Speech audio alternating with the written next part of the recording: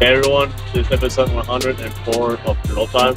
Welcome back. Here with me is OSG and Herman in a interesting backdrop. Our live studio right here at Challenger Stadium. It's not a good night, but how's it going, y'all? Man, like you said, love the backdrop here in Shell Energy Stadium. Stadium's empty right now because it's obviously after the game. Disappointing game, but it was a good game, so I'm okay with the competition of the game, the league stuff, and everything like that. So good game, lost, but whatever. It is what it is. But how's it going, Herman?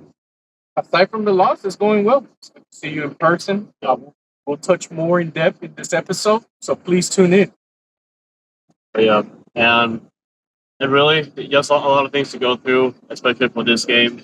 And And of course, a lot of people have been debating whether League Cup is good or bad. And at the end of the day, like as long as the Dynamo are playing, I'm still going to be the support no matter what. And I definitely respect all people's choices in respect to what this tournament's all about. And of course, the Open Cup, it's important and everything.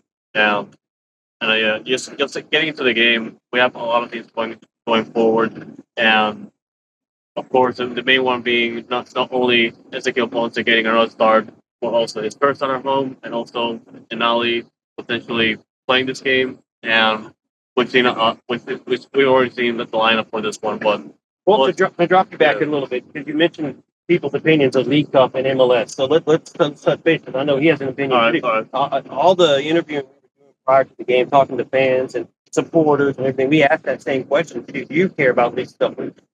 How do you feel about it? For me, perspective, League Cup, I'm okay with it. I like the competition. I'm not worried about the cash grab, or the political crap behind it, or whatever. My team's playing. I enjoy loving watching my team. The MLS has the whole month off. What else are you going to do? You're going to play your best 11 because they don't need to take a month off, and that's what the off season is for. So I take League Cup. We played Opens Cup. We failed. We were in everything. So I don't know what the big deal is with all these other clubs faking it to make it, or playing their second teams in and then getting stomped out, and then they're crying about it now that we're at League Cup. But that's just my opinion, man. yeah, What do you think? What do you think? Fuck. well, for me, like it's enough tournament to play, and I'm a much bigger fan of the Open Cup, and it definitely sucks that MLS is taking this approach of we're not making a lot of profit of the Open Cup because we don't control it. And the main reason they made this tournament, like League Cup in the first place, is because that deal with Apple just make more money out of it. And well, just going back to what I said earlier, like this is a tournament that I'm gonna have to play either way. I'm gonna have to play no matter what. And us as fans, we're put in this situation where we have to like either support both, but we already know that the ownership, or like all the ownership across MLS, they're pretty much not going to be invested with the Open Cup because they don't have control over it, and MLS already has this thing going on with like themselves just trying to push the League's Cup as much as possible because they have the most control out of it. So it's unfortunate, but like I said, we can't support both. We can support either or. It's up to you. But at the end of the day, for me, I'm going to support both no matter what.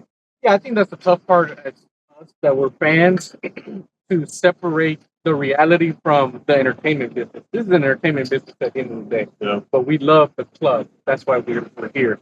Long story short, I think it's been portrayed as evil because it's taking over the U.S. Open Cup, and I think that's why people hate it. But for me, the quality on this pitch is superb. It's elite. Always you touched on it. You're playing your best 11 because you don't play any other games at this time, and you're playing teams that you could face in the CONCACAF Champions League. I welcome that type of high level, high intensity soccer as a fan, as a football purist. I love it. Dude, no kidding, man. I'm super okay with League Cup. I love playing the League of MX teams. Come on, bring them on some more. I wish there was a better way to do it than it being a 1 month tournament. I wish there could be like an in-season tournament like Champions League is for Europe. But I get with the traveling, and Mexico has to come up there here since we're going to host every freaking game there is possible. Yeah. But league stuff is fun. I like it. I'm not going to complain about it. You're not going to see me dogging it. And Open Cup too. We, People were complaining about Open Cup because there's so many games on the schedule now. It's your choice to play it or not. Put your second team in it or put your first team in it. Obviously, we put our first team and got taken out in the first round. So we didn't defend our cup very well, but you know what? We were there. Tonight, Ben put in his best 11, as we're getting ready to talk about. League's Cup, not taking it as a joke, taking it serious. Granted, the Mexican teams, I think, are on their little break, so they're playing some of their younger players, as Atlas did tonight. You're seeing across the board with League Cup, so MLS is taking it more serious, but that's what happens when you're in the middle of the season compared to taking a break before you start whatever your next season is. But League Cup, I'm fine with it. I'm having fun. Minus the loss. Right. And that's what we're here to talk about because it's a pretty boring loss. And I wouldn't call it boring. Like for me, it was pretty boring. And like, come on, like the way we played, we left so much on the field. But we're back to the ways of us not scoring, and then the other team is just going to take the win at the. I like to say because we had this type of performances where we had all the chances in the world to just put the game away, and this happens to us again. So it's kind of like, guys, come on. See, to me, that's not boring. It's just like in baseball, girls love the home run ball. We can't score goals, so we're not getting giddy with goals. We're just so close, so close, so close. And I think XG is probably still going to be low, even though it looks like we create all these chances. Don't put nothing on the friggin' frame or a good shot. Even Bossy complained about one that Sebas didn't let go through to him. Sebas shot it a mile over the goal. Bossy, you were going to do the same thing, bro. You don't hit the target when you shoot. 100%. But going back to what you said earlier, the lineup. Ben started at his best 11. Ponce got the start. So you take Sebas out, you know the rest of the 11. So that's out the book. We know we're going to try. We know we're going to put the team in. Ollie's from the bench. Everybody else is healthy. Everybody else is on the bench. So I expected a very good game. And I think we did get a good game. Score doesn't say good game. It says 1-0 because we want entertainment. I think it was entertaining. It was a good game. I wasn't sleeping up there trying to watch this game. We just could not freaking score. The Dynamo played their game. Like always you said, the best 11 started, so you know what you were going to expect from Dynamo. They held possession. They controlled the game for the most part. The problem is what Andres touched on. I think that's what Ben has to look at himself in the mirror and have an identity, like a realistic come to Jesus moment where you are actually being truthful to yourself and know what your identity is. His excuse for the XG is, hey, we shot X amount of shots, but how many of them were truly high quality? Yeah. Instead of passing the ball around, the Dynamo have always done this. It's just in the past couple of weeks we've scored goals that are out of this world. That is not part of the system that we play. That are bangers. And I was very happy to. We'll touch on it, the debut of Lawrence, but. Yeah, and then with the tiki-taka style of play, it's easier for the defenders to defend you when they know they just crowded. Because we're not playing the ball to space, we're playing the ball to your feet with the tiki-taka style. So it's a lot harder to move around in the box when it is so crowded, and you're taking a touch to move over a defender instead of the ball being played to space and you're coming onto it and then hitting the ball in the net.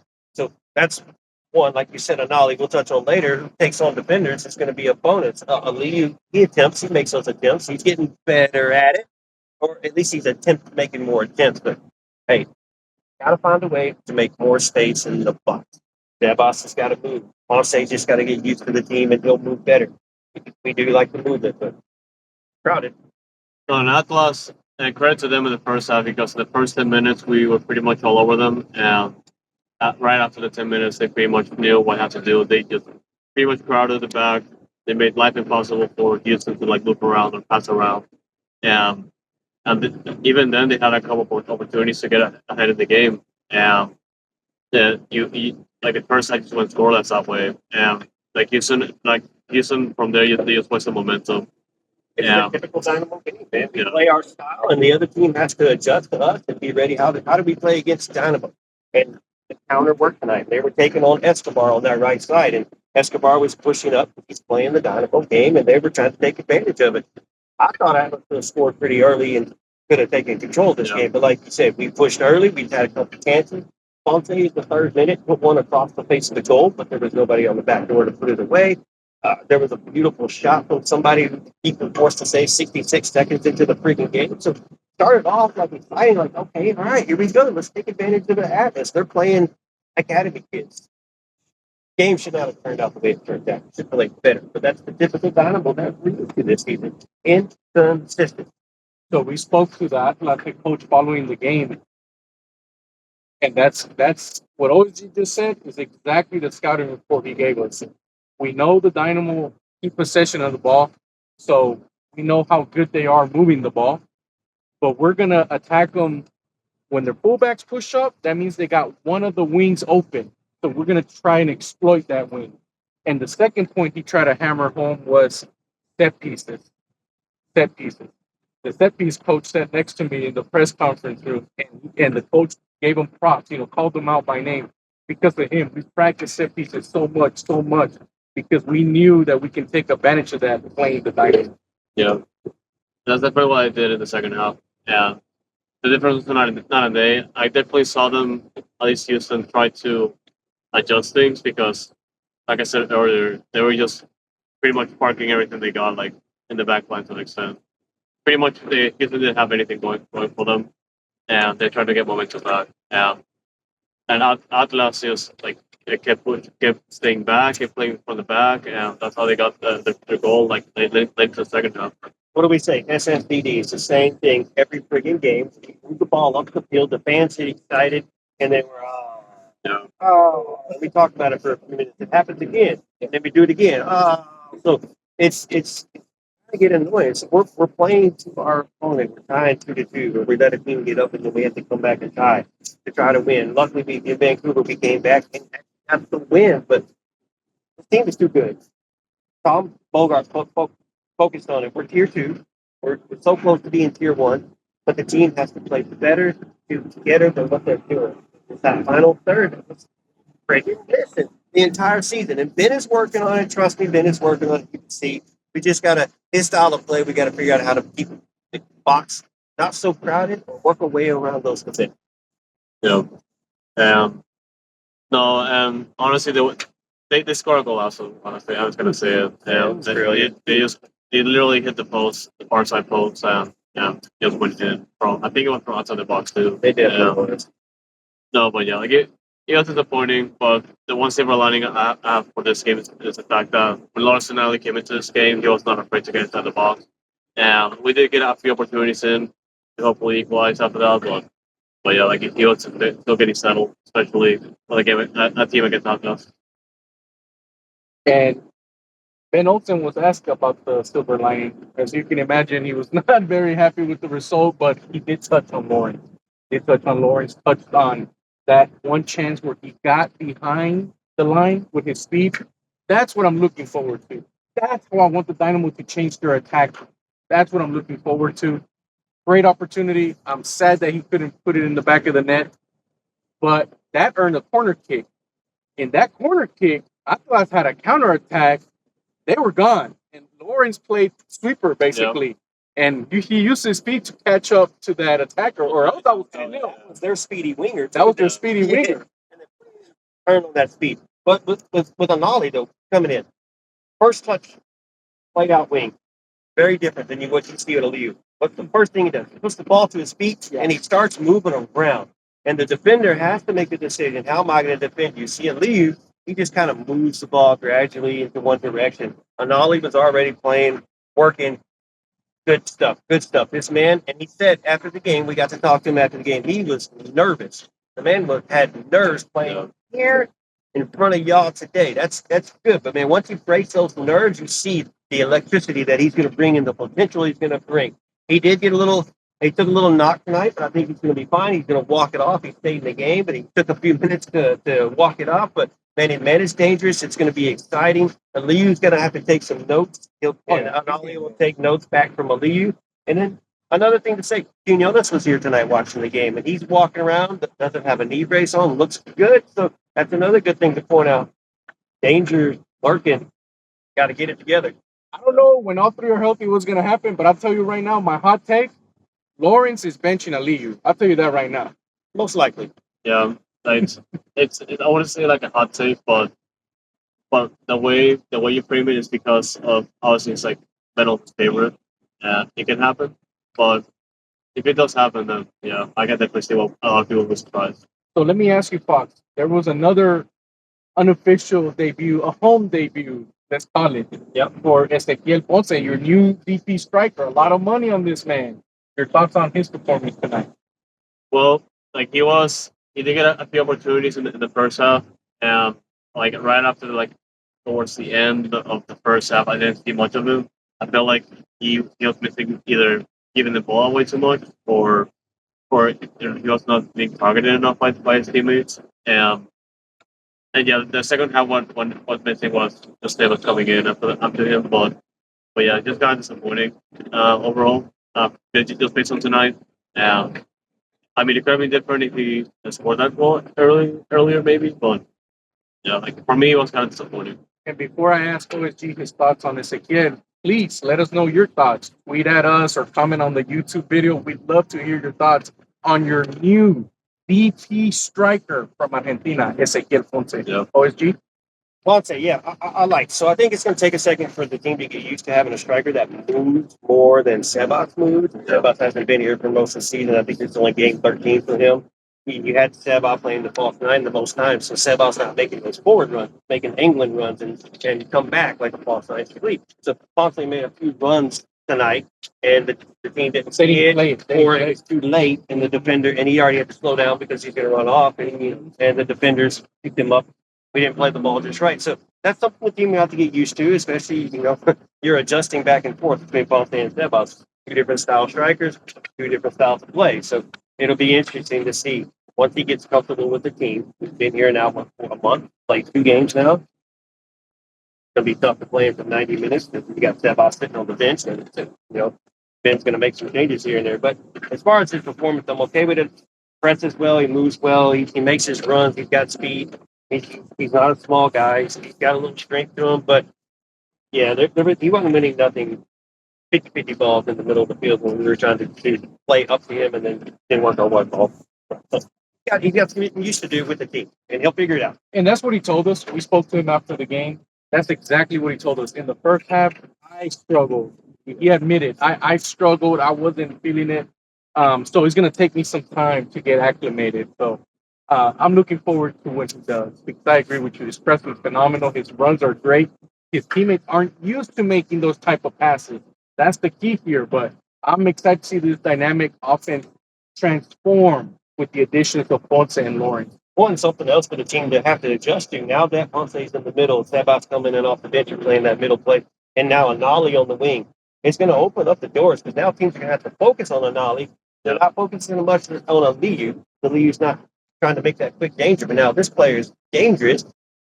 The playbook says, let's not let him have space. And you can see today, especially when Dorsey was making his overlapping runs, their defenders were keeping an eye on him. Mm-hmm. So they definitely closed off the right wing today. He did make a couple of good crosses, had a couple of good opportunities, just didn't find the target. They're blocking those shots. As always, that's what I feel like all shots just get blocked. So they don't even get to make it on target. So the good team just can't put the final intangibles together, man. And another point of discussion, conversation for us, Coco Carrasquilla got knocked up. Yeah. Strained his quad, according to Ben Olsen in the press conference. The reason we don't remember is because Latif comes in and does a great job. Yeah. Yeah. So I want to hear y'all's thoughts on that situation. Coco's got 9 days to rest up. Pretty much. And prepare for RSL. It's up to Ben and test him out in 9 days and be like, hey, I'm going to start you or I'm going to bench you. Like, you have blessings, so it's okay for Coco not to start, even though we prefer him to start. Right? So yeah, when that happened, I was definitely concerned because it was early in the first half, and he went down on the field, and I was like, oh no. But thankfully we have a good backup in Latif Blessing. So I wasn't that concerned, but I was mostly just concerned with the fact that it's going to be like a long-term injury. Thankfully, it's not going to be long enough. And hopefully we have him there because we have pretty much a must-win game against RSL if we want to stay in this tournament. That's right. You touched on it. It's must-win against an opponent that we just played a month ago or so at their house. Yeah. Pretty much. But that one will be here. Yeah. So let's hope that's a factor, right? On a Monday night. On a Monday night football. Bum, bum, bum, bum. Not this upcoming Monday, August 5th. August 5th.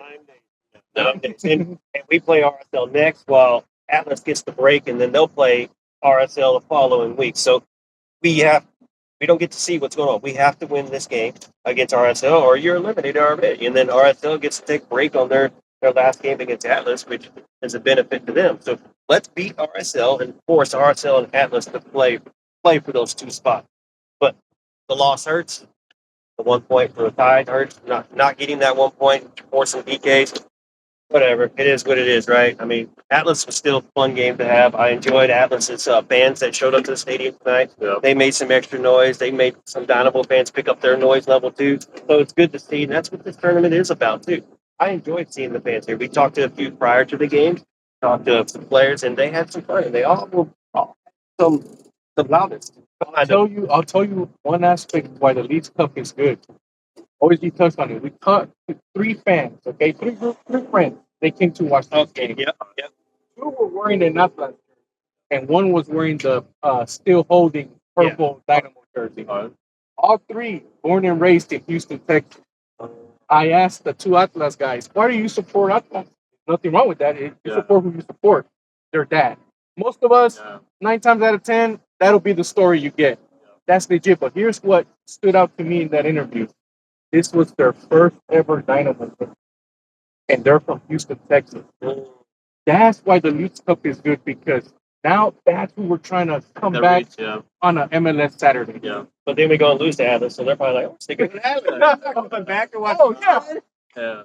But we talked to them at halftime. It was noon. Yeah. And they told us we're having a blast. The atmosphere is fun, it's entertaining. So the hope is that they come back at it. That's the hope. That's why this tournament is good. It's another aspect. Come on back. If you're watching this episode and we interviewed you at halftime, hit us up in the DMs. Maybe we'll get you a couple tickets to the next game. Well, 3, because there's 3 of you. In the supporter section, by the way, too. So you're going to become one of us. Right.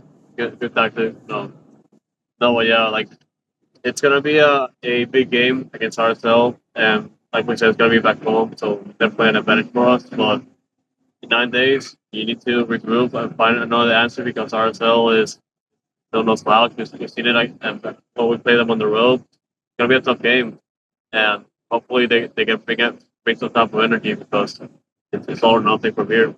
Another stat of the day: Atlas was the first Liga MX team to beat an MLS team in Leagues Cup since it started yesterday. So that's kind of sad news, but things are changing in the scorelines right now to add another one to that. Yeah, because I think when we started recording, I think San Jose was beating Chivas, which I was like, what is going on? And so Leagues Cup is fun, man. I like watching some of these other games. A little surprise happened last night in the other realm of Leagues Cup, but whatever. They got their first win in outside of MLS ever, so good for them, little guys over there. But nobody, man. Nobody. I don't even know what we're talking about. But the Leagues Cup is fun. Like he says, RSL is coming in a week from now. So take the break, take a couple days off. Don't let the team show up till Tuesday for practice. Let's get back into it and have some sexy cricket. Let's take some shots on it. Let's let Steve start shooting. Right. Force something. Play the balls over the top. We gotta exert. We gotta start getting out of soccer a little bit and go back to the old style of soccer and moving that ball forward and playing it forward and looking for those wings and those forwards, and then figure it out. But I don't know. I'm not the coach. Did it? I have my ideas. Yeah, it won't happen, because the philosophy is you can't play a ball that can risk losing possession. Right? That's the philosophy. That's what they're told. That's what they're ingrained. Yeah. But now that's why we go back to the pass that they don't make to get Bonson. He makes that run, but they're not used to making that ball. Yeah. That's what I'm excited to see the next couple of games for the Dynamo. Yeah. And with little soccer is different. We're used to seeing crosses. We're watching from here. You're Real Madrid. I'm Man City. This is Arsenal. We're used to seeing balls coming in from outside the box, crosses, and finding headers. And we don't get any of those crosses, man. Our crosses, if anything, they come from Dorsey, and they're low on the ground. They're curving, trying to get your butt. There's no no real crosses, and a lot of teams score on opportunities like that. I'd like to see more opportunities, more crosses. Change the game a little bit if you're not scoring. Just an opinion for me. No, honestly, that's the way it should be, and I hate to fix this too. So it's kind of like yelping stuff. Yeah. And the one thing I also wanted to mention, and we didn't really talk a lot about the last episode, which we should have. Tim Howard. We didn't talk about Tim Howard at all. Yeah. I mean, there was a lot going on. We posted all the videos. Armand was at the press conference. So we got all the content out. We just didn't talk about it on Noodle Time. So if you follow us, you still saw everything and heard everything. It's great for the team.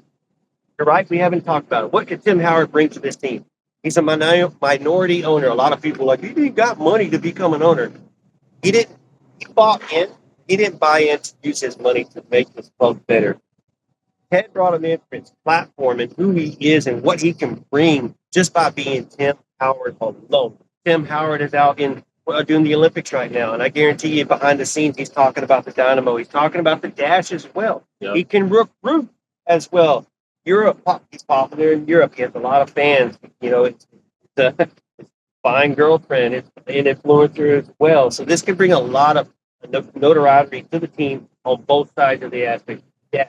Inspired the GM. They're going to bring somebody in. Can Tim Howard be a part of that side of the club too and help that side as well and draw players in? U.S. men's national team, does he have an in to get players like Dorsey who we've been asking for to get to go to camp? Can he pull something like that for players that are within our team that deserve that opportunity? I don't know if Dorsey deserves that opportunity or not because it's a defensive player, but Tim Howard, great addition to the club. I love it. Ted is a businessman. This man will help him on that aspect of the soccer side of things. So these two men together, I would believe this is not the era that we were used to the past 10 years ago. This is completely opposite. We've asked for it. The seats have been changed. Things have been changed. Everything is improving. And Ted is here to stay. He's not going to sell the club after the World Cup and make his money back because this club is continuing to rise in revenue. Yeah, and the thing for me, obviously, the main connection with all this is Ted to go. Because he was able to bring in Tim Howard that way. They've been knowing each other for a very long time. High school buddies. I said they went to prom together, and it's a joke. High school sweethearts. Like, no, bro, not really. Yeah, but like just, and I was like, okay, he's definitely a big name. A lot of people are going to recognize. And I was most kind of skeptical. And this was before the press conference we talked about. And right after everything, pretty much the way he spoke about the club and what the intentions are. And his investment into it's kind of like, okay, he's definitely serious. Like he knows what he's getting into. The bidding process in MLS when it comes to making an investment, it's real. They're extremely serious about who's investing in the league. And Tim Howard's one of those figures. We definitely need that type of personality that has knowledge of the game and is willing to invest in the club. And thankfully, we have that in Tim Howard. The other thing I can definitely take away from that is the fact that he has that emphasis on the dash because we need that for the dash right now more than ever. And the dash definitely needs a lot of improvements going forward. And I'm definitely looking forward to see what how we can do here. And during the press conference, they joked about his daughter playing for the dash. Yeah. Obviously, we love that. Yeah. Context behind it. She's a freshman at the University of Tennessee. Right. So there is if she can perform, if she gets in the NWSL draft, there's a door open like that. I mean, LeBron, Bronny James got drafted by the Lakers and didn't deserve it. Nipple baby right there. Yeah, nipple baby. Like you said, different story. So that's also a hope too. Tim Howard, bring your daughter. Other players want to come to the deck. And I think both of y'all touched on it perfectly. Just to put a bow tie on the subject. One is the OSG. He highlighted all the points that Tim Howard's going to bring to this club. Nobody suffers from free marketability, from free advertising. Yeah. And that's what Tim Howard's going to be on NBC, or when he goes around the world in England. Now he might open the door with his connections for us as a club in England. And he might sit us at a table we weren't there before. And the other thing is, I respect even more Ted Siegel because he flat out said it. I don't know much about soccer, but Tim Howard does. I know about the business side, but the more soccer people I have in the front office, the better this is going to be for the long-term project. And lastly, like you touched on it, this is a serious investment. According to Sportico, the Dynamo are valued at 550 million. Tim Howard bought his share at 700. He's going to have to be here a little bit to see that valuation grow higher than what he bought at, which signifies a long-term investment. And he said it with his own words. I'm here for the long haul. Yeah. Most investments are long-term. They're not short-term, or you're not trying to make a buck out. You're just trying to make a quick buck, and he's not here to do that. Ted's not here to do that either. This is what year number 3, almost completed year number 3 with Ted. So bring it on. Keep doing what y'all are doing, and keep improving anything and everything you can.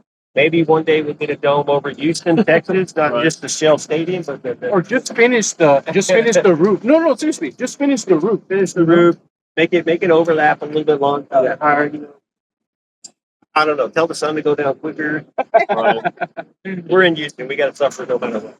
Pretty much, no. But yeah, a lot of things to look forward to in the future, and of course, another game coming up against RSL, the League Cup. Yep. And yeah, I think it's gonna be it for now. But we do have a game tomorrow, so it's gonna be against the Dash, and we'll get into that. All we're gonna do right now is just he's gonna snap his finger like Thanos would do, but we're not gonna disappear. We're gonna reappear right back here tomorrow, which, as you're listening to this, it would be a couple days ago. But so we're gonna do Dash versus Tigres, 7 p.m. Dose is playing at the same time as well, so we'll try to give you a little bit of an update on that as we've talked about the Dash game. But looking forward to it, man. Like I said, League Cup was fun. Good to work with y'all tonight. I guess I'll see y'all tomorrow. Yep, on the flip side.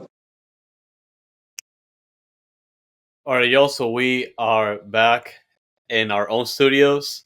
We were hoping to record it back at the stadium after the Dash game, but unfortunately, we had a couple issues going on the technical side, and we couldn't make it happen, unfortunately. Thankfully, it was a good ride home because the Dash beat Tigres 2-1, which was a pretty, I wouldn't say a statement win, but rather a good win for the team, especially with everything going on. But I wanna give a shout out to the team for sure, Ricky Clark, and pretty much everyone else involved because they're going through a pretty difficult time. Of course, not only the fact that Fran Alonso is still missing for other reasons, but the fact that Alex Singer was pretty much left the club or fired, just like got a position as a GM, and just lots to talk about today. But OSG, what are you thinking right now? Yeah, man. Yeah, it's just like I said, good ride home. Beautiful win, beautiful game. Just feeling good. So a lot going on with both teams right now. So it's kind of crazy. A lot to talk about. Yeah, and we did get the conversation going around Alex Singer a little bit before pregame. We did post this clip on Twitter, but I'm just gonna go ahead and play it right now because I felt like this conversation was substantial, and we just added a lot of things to that. So I'm gonna go ahead and place it here, and then we'll get into the conversation right away. We don't know who these people are. Yeah, we're gonna look like silhouettes, so like it could be us, it could be someone else. I don't know. Yeah, I don't know who it is. You won't recognize the voice either. Yeah. Things are different. Alex Singer is no longer with us, so we're gonna get some see how some people feel about that. Yeah, like that's a news that definitely for a lot of people got impacted, especially Dash fans. And for me, like and I've said it a couple of times before the season started. Alex Singer was probably the person that's going to be in the hottest seat in Houston. Just the fact that it happened so soon, that's why I'm saying it impacted a lot of people because it came out of nowhere. And in the middle of the season, I felt like at least the club could have gotten an opportunity. But that's just me saying without any context of the situation. I don't have like any inside information on what's going on. And like on one side, it kind of sucks for her because she's leaving at this point in the season. But on the other hand, we're pretty much in a bad spot. And, I see it a little bit different. At this point of the season, when you make this change, and the reason you're making this change is because you don't believe in what Alex Singer has been doing and brought to you, so it was time to make a change. We're in Summer Cup. Your team is taking a break. and the window's getting ready to open. So you bring in a new general manager to help solidify this roster better and do what you're looking for. So you either do it now or you don't do it till the end of the season, because you have time to set up, bring somebody in before that window opens, find out what you want to do with this GM, and that GM can go out and look for those players. On the other hand, Alex, you know what? Can't feel sorry for her. It's her job. She lost her job. We all lose our jobs. Sucks. You know how it is. But now she's got a few months to figure out what she wants to do next, and move on from there and figure out what she did wrong in this situation to sell it to the next team. So could be a good thing. Got the window opening, like you said, and then, or like I said, and then the season will start back up here in a few weeks. So could be a bonus, or it could hurt us. There's two ways to look at it, right? No, yeah, and I was also gonna say the timing is pretty much everything else here, and obviously just making the change here is gonna give that one opportunity to make changes right away. Yeah. And yeah, we're just gonna have to hope for the best, because at this point we need to see fresh faces in. Let it be the players or the coaching staff or just the front office, and of course we're gonna definitely see a new GM working with Piñones Arce. But yeah, guys, with that out of the way, let's get into the Dash talk. So as we mentioned before, a big game for the Dash heading into this one. Of course, this is the second game of the Summer Cup that they've been playing, coming back off a loss to Kansas City Current again. I'm tired of playing Kansas City Currents. It's definitely good to play Liga MX Feminine side for a change. Yeah, man, lots of expectations. Of course, the one thing that I just wanted to get it straight away is that there were a lot of Tigres fans visiting Houston, and it was going to be a pretty tough crowd, to say the least. We kind of expected this weekend with Dynamo versus Atlas, Dash versus Tigres, and it was that way, you know. And I'm not complaining one bit about this weekend. This weekend was fun. It was a blast going to both games, the interacting with the fans, you know, like and other media being there as well. It was fun. It was a blast. So all the shit Leagues Cup gets behind the scenes, everything's great, and it was fun, and things were insane. And it's crazy meeting people who live there, root for the other team, and never been to the game before, but they came out to this, and hopefully they'll return.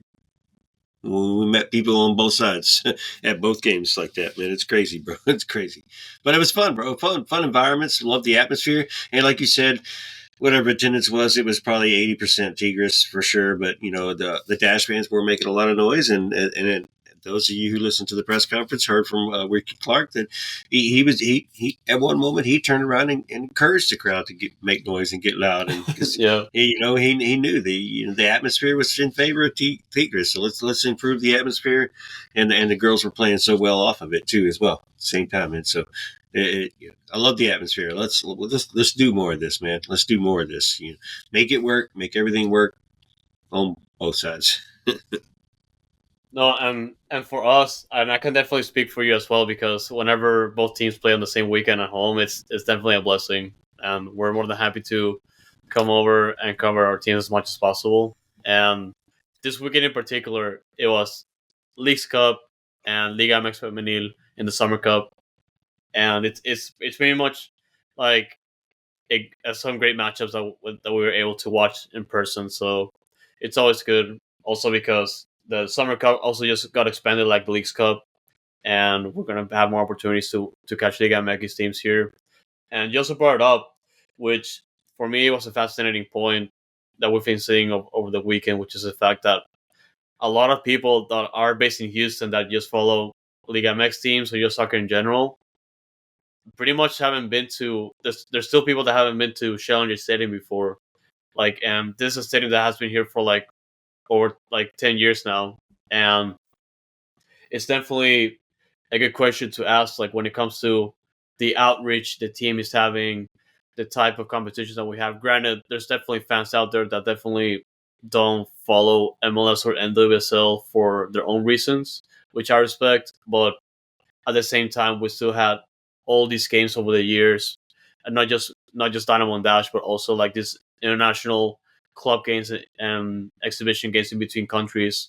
It's definitely a question for me that has been like going on my mind for sure. It's insane, bro. Like you're soccer fans and you've never been to Shell. not just the Dash or Dynamo game. Like, come on, bro. Like, and you live in Houston. Like, you got to get to your game that you love to watch and not just wait for it to NRG and pay $1,000 to go see one frigging game in every 3 years or whatever. No, come to Shell, man. Like, check it out. Check out your team. Enjoy the game, man. Enjoy the game. No one's telling you got to sell your soul to the team. Come root for the team and enjoy it. And like, let your bias, let the way the team plays or the atmosphere. Let your feelings be the bias, and maybe you might like it. You never know. Come check it out. Team is fun, Right now it's inconsistent on both sides, but teams are fun. It's good games. Obviously, look at this weekend. Yeah, and we always say like towards the end of episodes, like to come down and support your teams, and we only do it because we love them. We're definitely biased, 100%, but at the same time, and there's kind of like a sentiment that goes to a lot of people. Like if you're actually a real soccer fan, then these types of international competitions are one that are hard to miss. So they're the funnest, man. They're the funnest. Yeah, you gotta make it to the next one, like especially this week. But for now, we just have to talk about the game against Tigres because I was definitely afraid about this game because Tigres are as you no should slouch, no slouch at all, and this game in particular, like I mentioned earlier, Ricky Clark is still in charge of this team, and the good news going into this one is the fact that we did get players coming back from injury, so he had a lot more players to play around with, and yeah, the one thing that I wanted to bring out is the fact that Andresa and I'm trying to remember from the top of my head, like, but I know for sure, like Andresa was one of the players coming back from this injury, or from time off. Andresa, Puttingen, Amanda West. I think that was the ones with the illnesses, and then you had Kaiser coming back from her long-term injury with an illness to end with this one. So you have 4 or 5 players that returned. Heather Hines, who started in goal, was returning from an injury as well.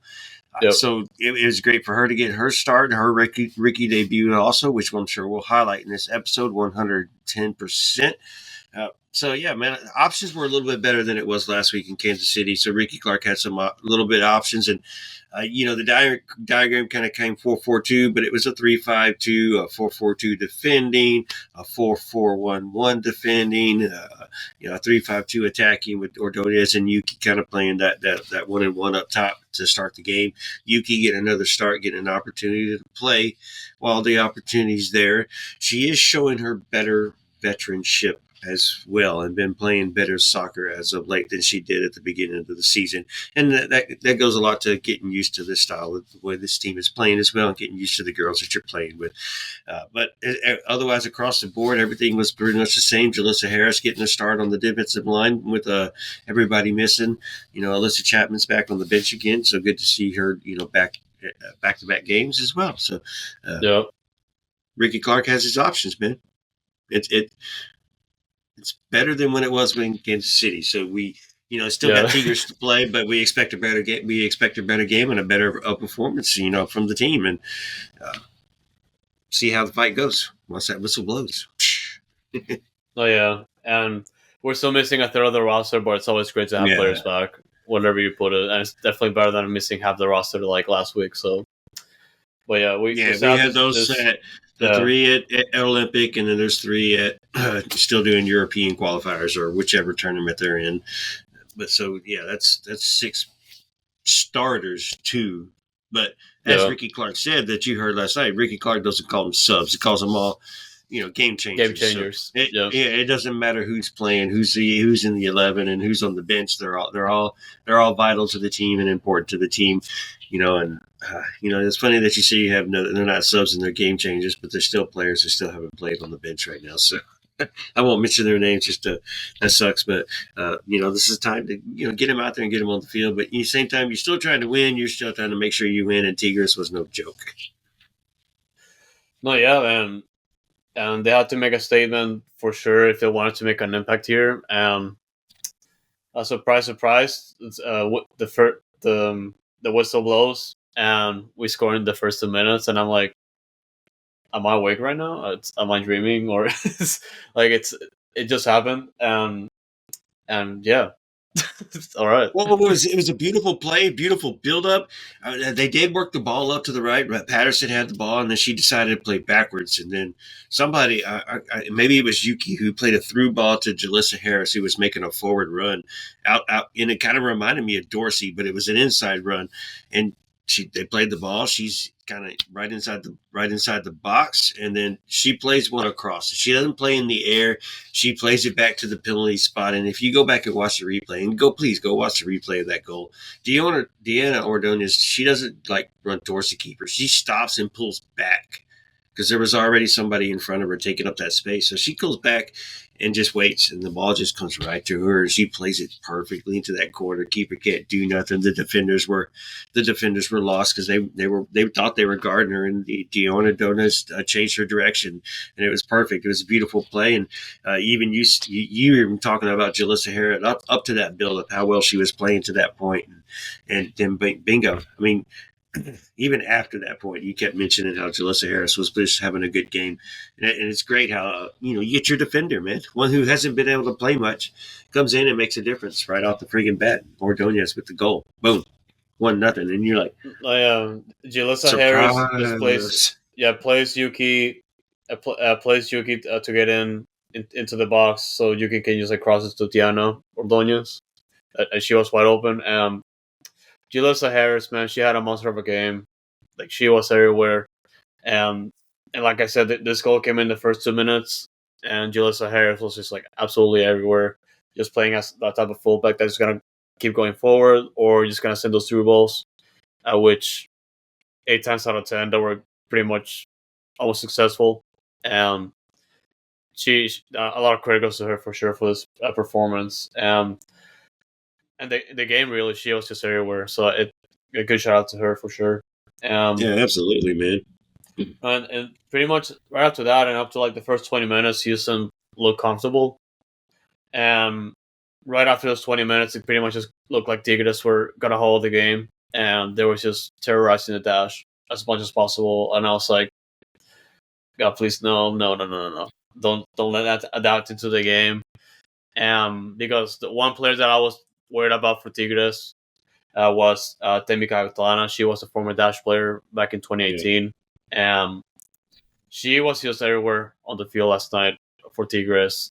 And particularly all the attacks were coming from the sides. Debbie was just trying to break through the lines and just get those opportunities. And thankfully, we were able to avoid most of those chances. But at the same time, she was a constant threat the whole night. Yeah, man. I mean, like you said, first 30 minutes, man, Dash actually played well and were pushing Tigres. And Tigres was kind of surprised and caught off guard and didn't know what to expect. And the way Tigres was defending, too, they were leaving Peterson just wide open on that left flank over there. So anytime we could get the ball and get it across over to that left side, we had ample opportunity for extra possession and extra time on possession. And it just gave Dash an advantage that Tigres didn't adjust to, and it's kind of crazy that they left that side just so wide open. It was I didn't understand that tactic, but whatever. But Tigres was also countering, and they were countering those wings, and the Dash weren't giving them anything inside the box because right off the bat they were just laying bombs in the box, and Tigres was getting their heads on a couple of them. Heather Hines had to make a couple saves. They were hitting the ball over the target.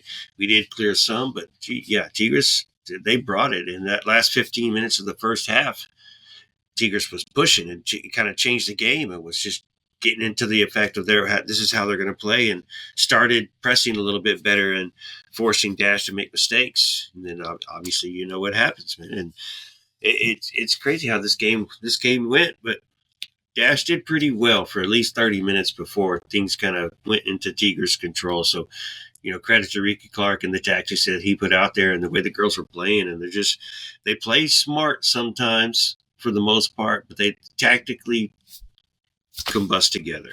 And it looks great. It looked really good. Surprising again. No, the one thing that Ricky Clark mentioned in the press conference afterwards is the first half, it got out of control for them. Just based on the fact that they kept losing possession and Tigres have been able to play on the counter almost perfectly. And the one thing, the one complaint I had was for Sophie Schmidt, because I know she's extremely important for the team, but at the same time she's been losing a lot of balls in the first half. But Been playing too comfortably. Yeah, she's been playing. playing. I feel like she was just holding the ball too long, and she had to she had to play the ball as quick as possible, because she was already swarmed with like 2 Tigres players around her. Mhm. So it's unfortunate, Yeah. but most of the blame doesn't go to her, of course, because I feel like after 30 minutes, like the build up wasn't there, and Tigres were able to just control a good chunk of the first half, and they were reaching halftime at 1-0, but unfortunately, like a goal, Tigres scored a goal that came off a deflection, unfortunately, and Heather Hines wasn't able to get a hand of it because it was a tough deflection. So I don't blame her. But still, it was a bad goal to concede. What was bad about this goal also as well? It came off a corner. We cleared it out, but nobody pressed out. So Tigres 20 yards, 2 yards outside the penalty box, received that clearance out, and there's nobody there. So the only thing that you could happen is just to block this shot, and you're blocking the shot at least 10 yards away from when the shot was originally taken, and you know the keeper's already made a reaction, already made a move in one direction, and the ball gets deflected, and she can't make enough of a reaction to get back. She does get a finger on it, but there's nothing. I think she gets a finger on her, but there's nothing Heather Hines could do on that one. Like you said, the deflection, trying to stop that shot, it went into the corner, and they tied it up, and then that blew the whistle for halftime. So unfortunate, the way to end the half. You were trying to get out of there, and you were hoping you can get out into halftime the way Tigres is pushing. But Tigres deserved their goal for the way they were attacking. Unfortunately, it was just one of those unlucky goals where it friggin' deflects in. It sucks how goals are scored like that. Sometimes you did your job, you played defense, you blocked the shot, but you just didn't block it well enough. Sucks. No, yeah, and from here, just heading into the second half, it was clear that they had to make adjustments, and adjustments they did at least one sub for the before the second half blew, or like the second half whistle blew, and Andres just came in for CC Kaiser, which I felt like it was a good substitution. CC Kaiser wasn't pretty much. I didn't see a lot of her playing in this game or just being productive, and I felt like Andresa coming in not just was a good shakeup, but also she was gonna do good things. So I'm just gonna leave it at that for now. Well, and Ricky also said, like, hey, he had to focus and tell the girls, like, hey, let's focus on the game plan that we put it in hand of us, and let's continue to push on Tigres, because that was working at the beginning of the game, and for most of the first half, at least, that Tigres wasn't able to handle it. So if we can get that aspect back, then we can continue to push on Tigres and regain control of the game. And that's kind of what happened once the second half started. But it was a little more even in the second half, where both teams were kind of just taking turns who's going to maintain possession and who's going to maintain control of the game right there. So the second half was just a little more of an exciting and intense game. And, you check your pulse in the second half was kind of how I was. When you were watching the shot counter go up the entire time, like, Jesus Christ, here we go. Tigres with another shot. Yeah. And still, I was also surprised by the second half, because Houston looked much more comfortable compared to the first half, and they started building up as well. And over time, it got much better after the other substitutions. Of course, Chabi coming in as a substitution in the 75th minute, as well as Bart and Sophie Hurst a little bit earlier than that. And I felt like it affected the game in Houston's favor, like only because the build up got much better, at least when setting up attacks and all that. And they were getting those opportunities in, and I was pleasantly surprised. I think they ended the game with around 8 shots, and I bet 100% that most of those shots came in the second half. Yeah. I mean, they come early and then later, and then what was it? Tigres was like 18 shots.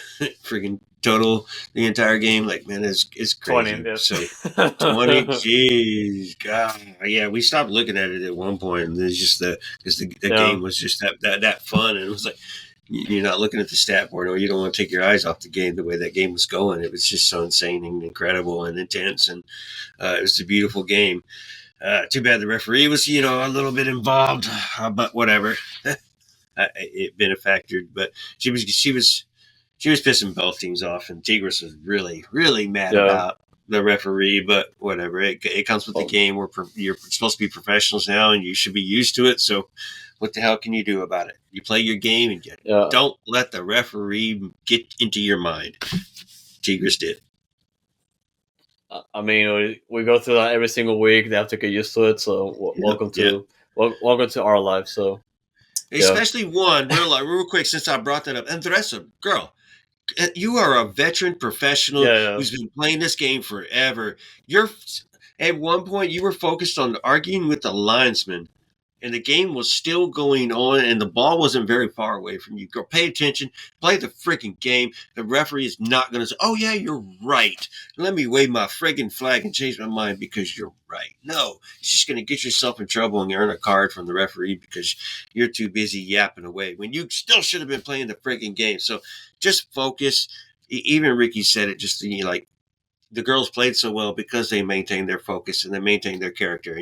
A couple little times he did mention, so I don't know if that was one of them. I'm sure it was because he wasn't very far away from the bench. But come on, hey, think, use your head, girl. You're working for playing time. Let's not lose it because you're yelling at the referee. Yeah, speaking of Andresa playing, we're gonna talk about that goal because Andresa wants the ball for the assist. Mm-hmm. See how important she is?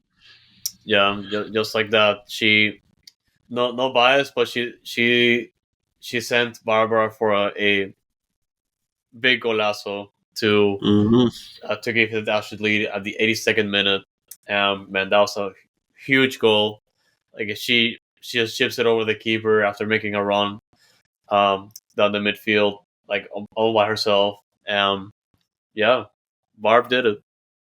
Tigres was allowing us to counter. We recognized it. We played quick, and Dressa saw Barb later. And then I think even Barb mentioned it in the presser afterwards.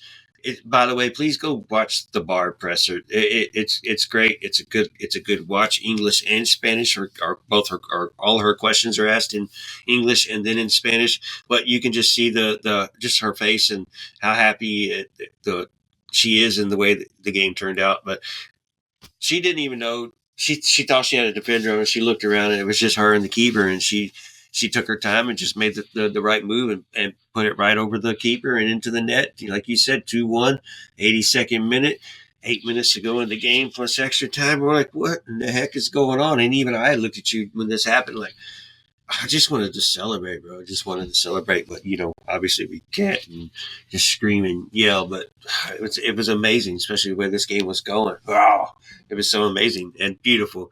I think I even grabbed you right before she took the shot. I was like, yeah. But I shared that emotion with you, man. I was like, I was in the moment. I'm happy she was able to capitalize on that. And as you mentioned, that press conference, like her excitement was just like you could feel her excitement because she was just like, "Oh my god, thank you," and all that. And she definitely didn't want to talk, but at the same time, we could tell like it's valid. You're probably way too excited. So yeah. Well, I mean, let's even look at it. Her press conference was so good that the Dash even reposted it. How happy that she was, and they usually the Dash and Dynamo don't repost little clips from the pressers or little snippets from the pressers, and they actually did this time. They just post the whole presser on YouTube and let you watch it. They did a little snippet, and so that's how cool that little presser was with her. So again, like I said, it's on YouTube. You can go find it, go watch it. If you can't, hit us up. I'll clip it for you and send it to you. I'll do the work. But hey, go watch it. Barb with an excellent friggin' goal, 2-1. Special player. Well, yeah, they were able to close out the last 10 minutes plus the stoppage. It was a big win for them. park the bus. Thanks also. Shout out to Amanda West for coming in like close to the 90th minute. Well, she subbed out Ordonez, and West brings a little bit of different games. She can stretch that defense out, and I think that was something that, you want to keep that defense on their toes because they're Tigres are pushing really even harder even right now. So tactics were great. Ricky Clark that entire game, and the girls executed the tactics to the finest in this game, and did a great friggin' job. And I guarantee you, Tigres was, what the hell just happened? What the hell just happened? You could see it on their face in the press conference. They were mad. They did not want to lose that game. Did not want to lose that game, bro. After whooping Pachuca 4-2 a week ago. Woo! Yeah, OSG and I were at the press conference yesterday after the game, and Tigres actually went first before that, so we sat through that just to see what they said. And yeah, they were giving credit to the Dash for giving them a good test ahead of other NWSL opponents that they might face in the future. And of course, one of the questions being about the officiating, and they were not happy about it, only because, like in the first half, as we mentioned, they waved out a goal, the first goal, which actually was scored by Tigres at the equalizer, I think towards the middle of the first half. And they only did that because the referee went to consult with the AR for a couple of minutes, and then the goal got waved off. And she was like somewhat saying that the home side, she was having some more favoritism for the home team. And I was like, I mean, that happens to us every week, so for me, it doesn't matter. So, So for the bigger context, she's making it sound like the referee was biased to Houston the entire game more often. But that goal that you said that was called off was a controversial goal to begin with. Period. One, Tigres took the set piece. It was a set piece close enough to the box to where you're playing a ball into the box and they're going to get an opportunity to take a shot on goal. They played the ball before the whistle actually blew, and the whistle blew, and then the ball was played. It was that quick. But the ball was played, and then the whistle blew. It was kind of that quick, but they played the ball first, and the players were watching the ball, so Dash didn't move until they heard the whistle, and the ball was played. So it did look like Tigres was offside, and this is what the referee ended up going to. They denied all the players complaining that, hey, that ball was played too early. She said, no. And then they ended up raising the flag and calling it offsides after a lengthy discussion that the referee had. And I think she said VAR wasn't used. Why wasn't VAR used? But if you know VAR is used in every single play, no matter what, even if you don't call for it on the field. VAR is looking at it, and there was plenty of time for them to look at it before they actually made that decision. And I think they declared that either way, Dash are not going to get scored against on that, because I do believe it was offsides at the same time, but you also played the ball prior to the referee blowing the whistle. So either way, you cheated and you got caught. So quit complaining. Yeah. I know. Yeah. Right after that, it was Ricky Clark that came in. He gave a pretty good press conference, so I definitely recommend watching that on Dash's YouTube channel. But the one thing that definitely took me away from that is the fact that you mentioned it earlier, she pretty much just called all the substitutions game changers, because not just because it pretty much happened in this game, but also the fact that I did say something similar to the fact that when you see this team, it's kind of difficult to have a play to change the game, and the mentality of a team, especially for a head coach that's in the situation, is pretty big. Because when I say it, it's kind of like on paper we don't have players that can actually change the game, but on the coaching side, it's important, not just for the player's sake, but also the fact that this is what we got, and we got to work with it. When you use the players correctly and make the subs correctly, like he did make correct subs today. And the rest of her Kaiser just returned from a lengthy injury. 45 minutes is probably what she was due to play, so make that save. And Dress is good to come in for 45 minutes as well. Then you brought in Hurst for Yuki.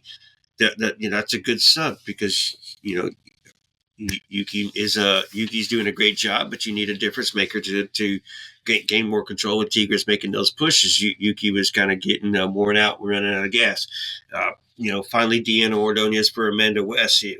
Just changing the type of striker that Tigres is defending against makes Tigres make other adjustments that they don't want to make when they're trying to attack and score. So it was just great. Like I said, great tactics. And then the girls executed those tactics. So shout out to Clark who made those subs correctly and actually utilizing those subs correctly. Sometimes coaches miss on one or two subs and they just go with what they're comfortable with. But I think he actually thought these through and made the correct subs in the correct manner that he felt necessary, and it definitely worked out. Hindsight.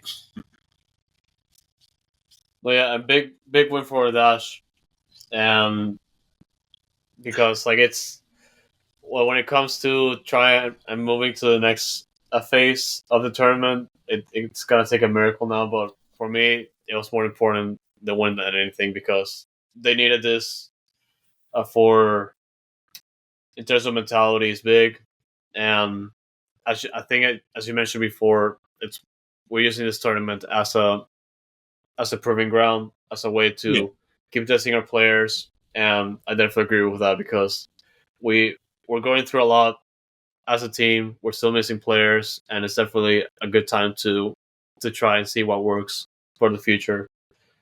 And yeah, our next game, Pachuca, we definitely have to win it to have some hope, but it's still gonna come down to outside results. And yeah, good luck. Well, yeah, because Kansas City still has to lose to Tigres, whatever. And then after that, we obviously have to beat Pachuca, and then we got to, hope. And you have to win your division to even have a chance to get out and advance. There's 5 divisions, and they take the four best winners. So you have to win your division, your bracket. You have to win your bracket regardless. So, this next game, though, listen, we're not worried about what the division holds. We're worried about what can we do in this game and how can we perform to make ourselves better and improve ourselves on this season. Whether you win or lose this game, the next two, the playoffs are during the middle of the NWSL season. So at this point, the way our season's going, I don't really care if we advance. I'll take it if we do.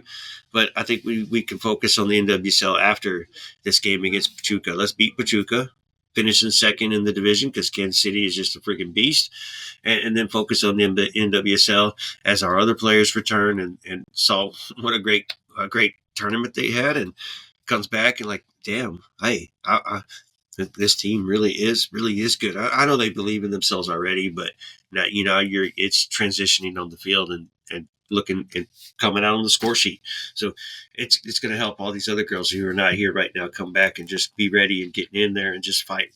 And they haven't been giving up. They've just been playing, and you're not the worst team in the league. So let's go. Let's keep pushing, and let's see if we can make a playoff. It's 8 teams make the playoffs. No, yeah, it's pretty much crunch time. They're gonna have to make a push here, and it's definitely gonna help when we get all the players back from everything going on. So yeah, go Dash, and then what a fun weekend that we had. Oh yeah, bro. I hope we get to that again. Absolutely. Even I'm gonna take a lesson from it, just from how this weekend went. I'm gonna do more of the same at Dynamo and Dash games, even though it's just a regular NWSL or MLS game. I had a blast just talking to everybody and just mingling with the fans and everything, and just walking up to people and just hearing their story and talking to them, and then finding out they're not a friggin' fan and this is their first game, their first time at the stadium, but they live across the friggin' street. So we need to find more, and we need to push more, and we need to make them fans as well, because I think on Saturday, I think you found a couple, and then on Sunday we found that couple. So we might have got to and then persuaded them to come back, because it's going to be a minute before Tigres and Atlas do come back to Shell. So you enjoy the game, you're going to come see. But like you said, man, what a weekend! I had a blast. It was fun. It was worth it. It was such a blast. I was so incredibly tired. I took Monday off, man, and just sat back and relaxed and enjoyed the day off, and went grocery shopping. I was tired, but obviously we played Pachuca on Thursday, So my situation, living out of town and working the regular damn job, I won't be able to make it to that game. And then Dynamo playing on Monday night against RSL, be in the same situation. Yeah, Won't be able to the make worst that timing game. for So us. yeah, dude. So I mean, you can always plan to take off, but I'm trying to save some. I'm trying to save those days for the playoffs, so I can make an Yeah. emergency trip to the Dynamo, or even if the Dash can make it, and be involved on a road trip for the playoffs for either one of these teams. So I'm saving up and I'm hoping. So making a sacrifice right now. When you play on the weekday, I'm going to make it up for you when it's a Playoff playoff. game. Yeah, yep. Playoff game against Kansas City Current on the road, but In Kansas City, I'm there for. I'm there for it. I'm there for it. I'm there for it. So yeah, and as always, guys, we do appreciate your support and just your support that keeps driving us to all these games and everything that we do, especially all that travel that we do. As always, support our content. As always, we do update on Twitter and Instagram at Dynamic Foxtrot and at Noodle Tiempo, and on Kofi, kofi.com/Dynamic Foxtrot, and where we put all our blog posts, and of course wherever you listen to your podcasts, we also have it there as well on Ghost TV. A good platform when it comes to also content creators around soccer. So make sure to check it out whenever, and I highly recommend checking it out. And yeah, guys, that's gonna do it for this one. We got another busy week of soccer ahead of us, and yeah, just keep stay in touch with us for all that coverage. H is up, y'all. See you soon. Yeah, guys, thank you so much for tuning in, and stay noodle.